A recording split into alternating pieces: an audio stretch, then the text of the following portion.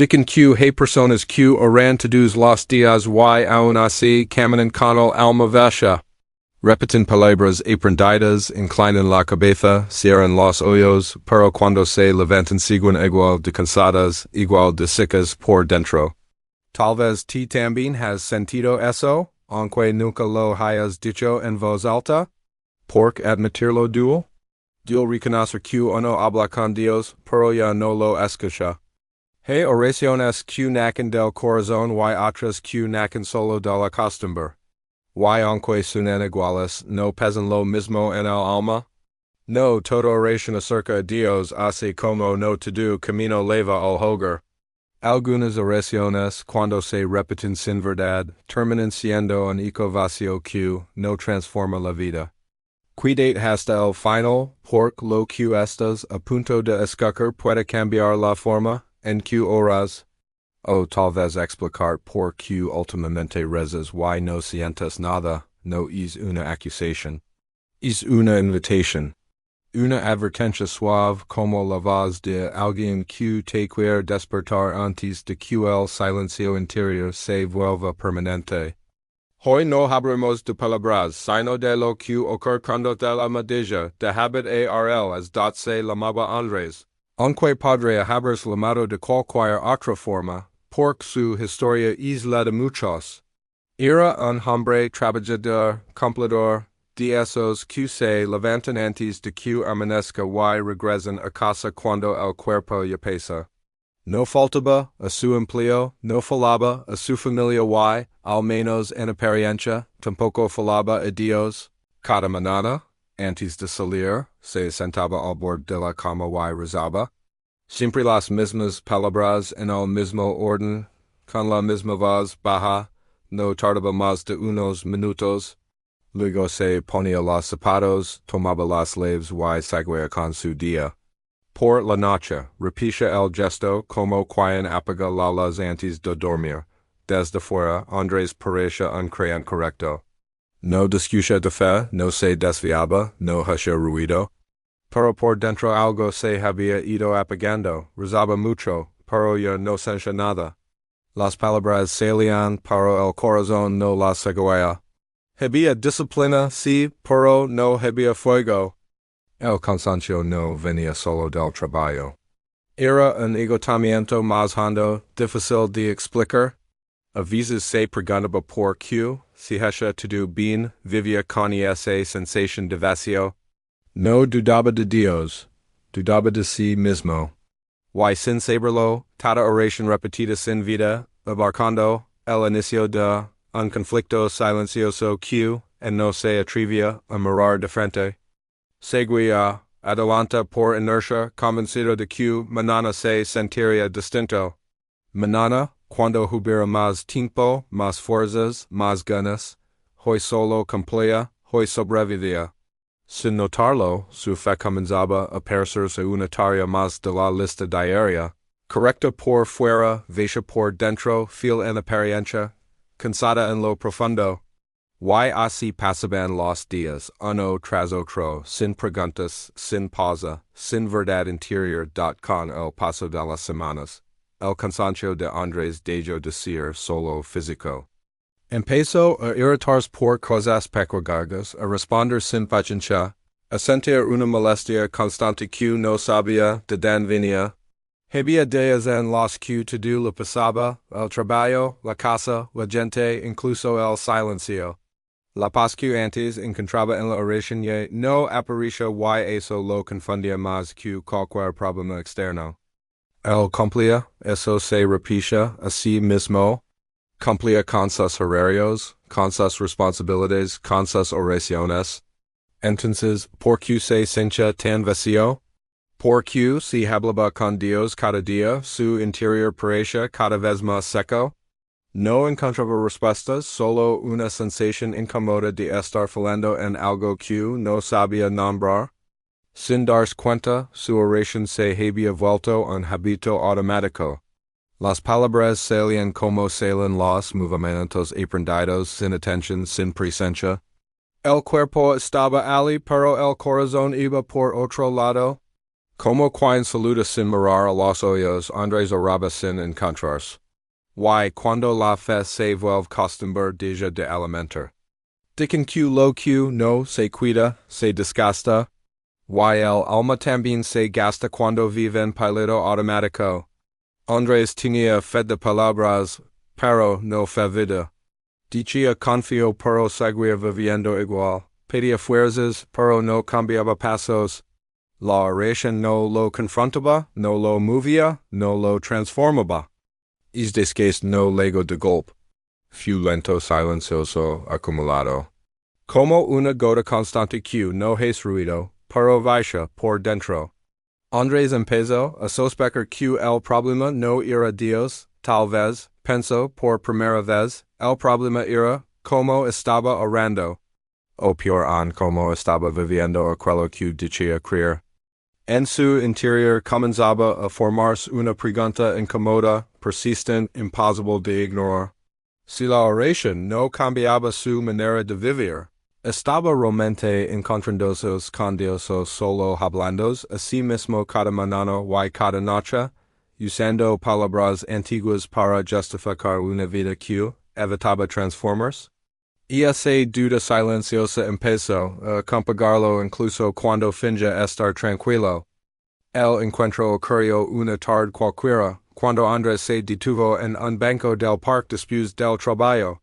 Ali estaba un anciano de menos ásperos y mirada tranquila alimentando palomas con una paciencia que parecía de otro tiempo. No vestía como pastor ni hablaba como predicador. Era solo un hombre sencillo, de esos que no imponen respeto, pero lo despiertan. Andrés se sentó cerca, suspiró sin querer y dejó escapar una queja ligera sobre el cansancio de la vida. El anciano no respondió enseguida.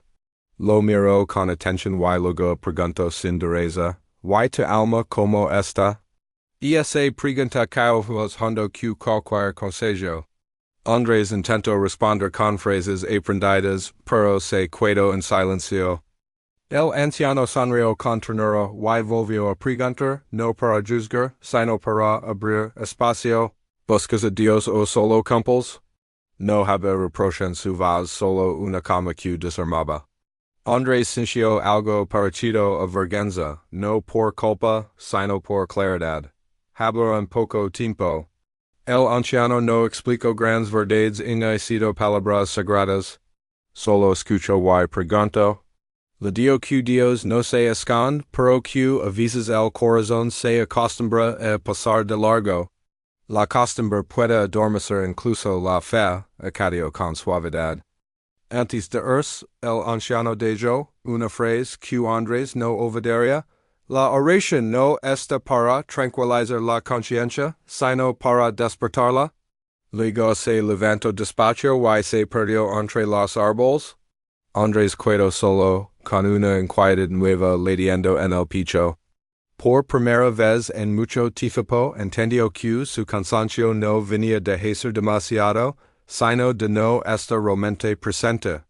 Aquella conversación breve abrió una puerta incómoda, pero necesaria, hacia una verdad que yo no podré ignorar. El primer golpe de conciencia no fue ruidoso.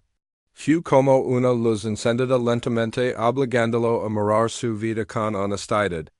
No heavy condena, solo una invitación clara, dejar de repetir y empezar a encontrarse. Andrés supo que algo había comenzado. Y, aunque tenía miedo, decidió no ir de esa verdad recién nacida que pedía cambios reales dentro.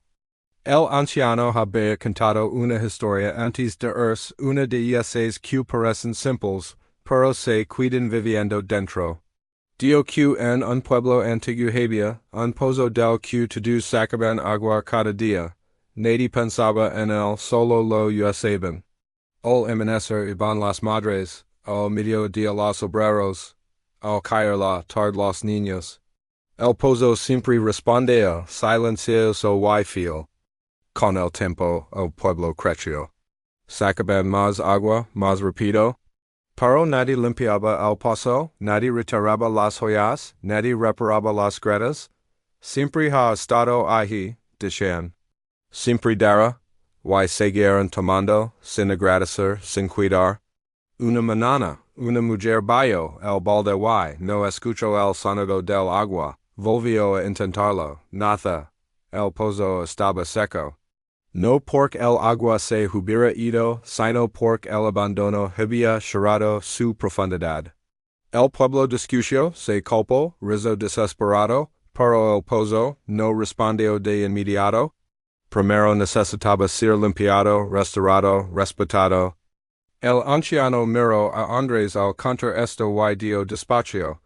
Hacéis la oración cuando se ese sin vida. Andrés sintió que la historia no hablaba del pozo, sino de la había sacado palabras durante ojos sin cuidar el interior. Oraba sí, pero no revisaba su corazón, pedía, pero no cambiaba hábitos, rezaba, pero no escuchaba.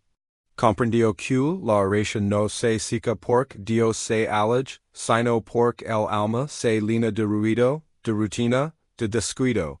Un pozo abandonado no pierde el agua, pierde el exceso. Y una fe descuidada no pierde Dios, pierde la capacidad de encontrarlo.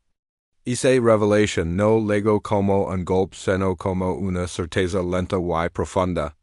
Andrés entendió que había tratado la oración como un recurso automático, no como un encuentro vivo. Y por primera vez, en lugar de repetir palabras, guardó silencio. No un silencio vacío, sino uno honesto donde empezó a ver cuánto tiempo llevaba usando su fe sin cuidarla. En el silencio, Andrés recordó sus praises, sus oraciones aparadas, su fe diaria para mañana. Comprendió que cuidar el pozo exige tipo, atención y decisión diaria, que el agua vuelve cuando se quitan los escombros. Y que Dios no había dejado de estar allí. Era el quien debía volver, con paciencia, disciplina y verdad a limpiar el fondo de su propia alma cansada. Sin prisa, sin excusas, sin miedo, entendiendo que el cuidado también es oración verdadera. That night Andrés did not pray. He sat on the edge of the bed, hands together, mouth closed. For the first time the silence felt heavier than words. The story of the dry well returned again and again, pressing his chest. He understood something painful. His prayers had not been changing him. A fear rose slowly, almost shameful. What if I have spent years speaking alone? What if my words never went beyond the ceiling because my life never followed them? The thought frightened him more than any problem. He had believed that praying was enough. Now he saw that repeating was easier than obeying. In that silence, memories appeared, promises postponed, forgiveness delayed, changes left for tomorrow. He realized that his faith had been waiting for a miracle while avoiding discipline. Faith without action had made him comfortable, but also empty. A comfortable faith dries quietly. If nothing changed, he could already see the result. A heart harder with time, less sensitivity, less joy. A religion correct on the outside, but lifeless inside. He imagined himself years later, still praying the same phrases, still feeling nothing. That image hurt deeply. The room felt still. No answers fell from heaven. No voice interrupted the moment. Only an urgent truth beating inside him. God had not moved. He had, slowly, carefully, without noticing. And now his soul was asking to be taken seriously. He stayed there for a long time, no requests. No excuses, just awareness. The awareness that prayer is not meant to calm fear, but to change direction. That effort is also a form of prayer, and that tomorrow is often the word we use to protect what we refuse to change today. That night marked a boundary. Either he continued praying without life, or he allowed prayer to confront him. The tension was real, the choice unavoidable. And in that deep silence, Andrés understood that remaining the same was no longer an option. He felt the weight of years pressing gently, inviting him to choose humility, discipline, and presence, before habit hardened forever and the well closed completely. Tal vez mientras escuchas esta historia sientes un nudo en el pecho. No es casualidad. Déjame preguntar algo con respeto y verdad, cuando fue la última vez que tu oración te incomoda de verdad? No cuando te calmo, sino cuando te confronto. No cuando te dio paz inmediata, sino cuando te pidió un cambio. Pork or no es solo hablar, es de ars morar. Es permitir que Dios illumin rincones que preferimos no tocar. Dime, lo que ora se parece la vida que levas. Oh, repits palabras mientras sigues caminando en la misma dirección. Tal vez ti también has cumplido, has rezado, has pedido, has agradecido. Pero en el fondo sientes sequedad. Y eso no te es malo ni débil. Te es humano. Lo peligroso no es sentir vacío, sino acostumbrarse a él. Hoy no te hablo para acusar. Te hablo como alguien que también ha tenido que detenerse. Examina con honestidad tus hábitos, tus decisiones, tu tiempo. Preguntate si tu fe queda en la boca o baja hasta los pasos. Dios no exige perfección, exige verdad. Y la verdad empieza cuando dejamos de escondernos detrás de oraciones aprendidas. Si algo de esto te incomoda, no huyas. Esa incomodidad puede ser la señal más clara de que tu alma en esta viva y pidiendo ser escuchada. No ignores el llamado silencioso hoy, porque mañana sul ligar cargado de excusas, cansancio y miedo, y el corazón aprende rápido a calar lo que antes gritaba cuando todavía podía ser sana duda el cambio no llegó de golpe. Andrés no desperta convertido en el año de emociones nuevas. Lo primero que cambió fue su forma de orar. Esa mañana se sentó en silencio y, en lugar de repetir dio una sola frase honesta, aquí estoy. Nada más, no pidió, no explicó, no permitió. Permaneció allí respirando diciendo que la verdad saliera sin adornos. ¿Es de hizo algo pequeño? Llama a la persona que llevaba tiempo evitando. Pidió perdón sin justificarse. Al día siguiente llegó puntual, no solo al trabajo, sino a su propia conciencia. Empezó a cumplir lo que oraba. Descubrió que obedecer cosas simples también es oración. Antes hablaba mucho con Dios y escuchaba poco. Ahora hablaba menos y observaba más. Se dio cuenta de que la fe no vive en los momentos intensos, sino en las decisiones diarias. Apagar el teléfono para escuchar. Levantarse cuando no hay ganas. Hacer lo correcto aunque nadie mire. No todo fue fácil, hubo días secos y cansados. Pero algo era distinto. La oración ya no era un refugio para escapar de la vida, sino una fuerza para enfrentarla. Andrés entendió que Dios no pedía discursos, sino disponibilidad. Con el tiempo, el pozo empezó a responder. No con milagros ruidosos, sino con paz constante. Una paz que nace del alenarse, la oración dejó de ser un ritual y se volvió camino. No perfecta, pero viva, no larga, pero sincera. Y en ese andar lento, Andrés descubrió que cuando la vida empieza a orar junto a las palabras, el alma poco a poco vuelve a llenarse. Sin prisa, sin aplausos, comprendió que cambiar la vida primero hacía que cada oración futura tuviera raíces, dirección y fruto incluso en días comunes don nadie ve. Pero Dios se permanece atento siempre cuando el corazón decide obedecer hoy mismo. Dios no busca discursos largos ni palabras perfectas.